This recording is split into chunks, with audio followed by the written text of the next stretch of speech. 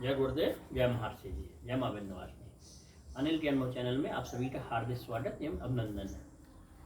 आज एक मन में विचार आ रहा है, आज हम चर्चा कर रहे हैं उस विषय में बारे में थोड़ा सा बता रहे हैं कि क्या हम आप भगवान के दोस्त बन सकते हैं क्या।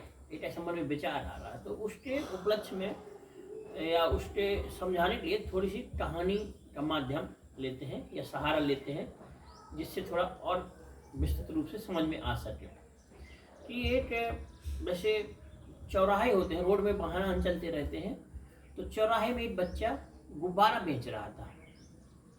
अच्छी धूप थी, मई जून की धूप थी, और वो गुब्बारा वो चौराहे में बेच रहा था। जब कुछ वाहन जाए, कुछ वाहन खड़े होकर गुब्बारा खरीद लें। वहीं से एक व्यक्ति निकलता है, तो वहाँ पे कुछ लोग जो गाड़ी से जाते थे तो ले, और जो पैदल या मोटरसाइकिल जाते तो कुछ लोग मोल भाव भी करते थे, नहीं इतने का नहीं, इतने का दे दो, इतने का नहीं, इतने का दे दो। ये चलता रहा।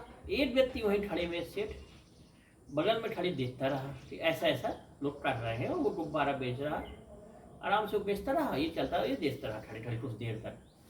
फिर इससे रहा नहीं गया, तो इसने जब देखा कि वह बच्चा बिना मतलब कि उससे रहा नहीं गया, देखा उसने कि ऐसा हो रहा, तो वो जल्दी से दौड़ के गया, एक दुकान से जूता चप्पल गए, चप्पल खरीद के ले आया, और उस बच्चे को बोला, लो तुम ये पहन लो। बोले क्यों? बोले तुम ऐसी धूप में खड़े हो और लोग तुमसे टाइम में मतलब मोल भाव कर रहे हैं, तो तुम ये चप्पल पहनो, आराम से तुम्हारे पैर तो नहीं कांपेंगे। तो उसने धन्यवाद दिया। तो बोले तुम्हें जरूर भगवान ने भेजा होगा, तुम भगवान के दोस्त हो। बोले क्यों, ऐसी बात क्यों? तो वो लड़का बोलता है कि मैं कल मंदिर गया था, मैंने भगवान से कहा था कि भगवान मुझे वहाँ, मैं गुब्बारा बेचता हूँ, उसका रोज का काम था वहाँ खड़े होना, मैं गुब्बारा बेचता हूँ तो मुझे पैर बहुत जलते हैं, तो मुझे चप्पल दिलवा दो। तो मुझे लगता है भगवान ने तुम्हारे द्वारा मुझे चप्पल भिजवा दी है। तो वो बड़ा प्रसन्न हुआ कि बोले यार ऐसी तो कोई बात नहीं। लेकिन नहीं, मैंने कल प्रार्थना की थी भगवान से, मुझे पता है, आप बता नहीं रहे, आपको भगवान ने जरूर भेजा है।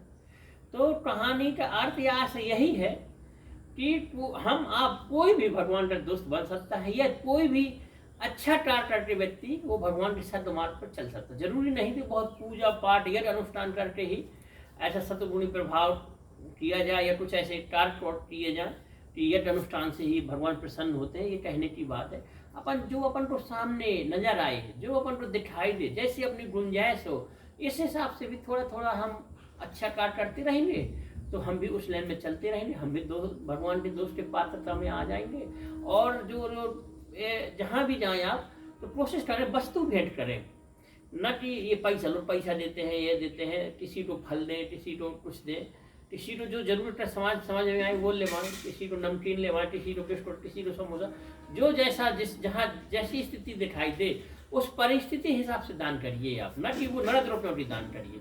नगद रुपए से वो भी करिए, आपके पास है गुंजाइश, अच्छी बात है।